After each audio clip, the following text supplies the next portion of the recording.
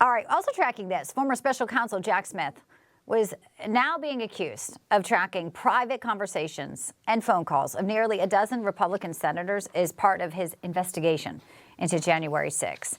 Let's get out to Newsmax correspondent Christina Thompson, who is joining us now with more on what was uncovered by FBI Director Kash Patel. Christina.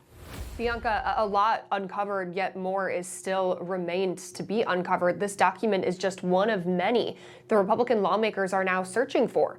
The challenge is finding the rest of them, since the names of the FBI agents involved were redacted. The document names the case as Arctic Frost Election Law Matters Sensitive Investigative Matter Cast. It shows that Smith was allegedly tracking the phone calls of hundreds of Republicans, including prominent GOP senators, including Lindsey Graham of South Carolina, Marsha Blackburn of Tennessee, and Ron Johnson of Wisconsin. Republican senators called a meeting asking for whistleblowers to help them track down the rest of the documents.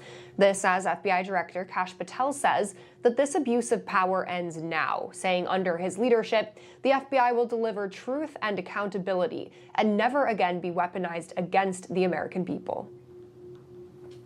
This is an outrage, an unconstitutional breach, and ought to be immediately addressed by you and Director Patel.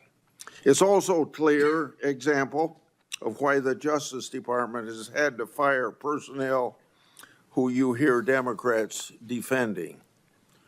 While on the taxpayer's dime,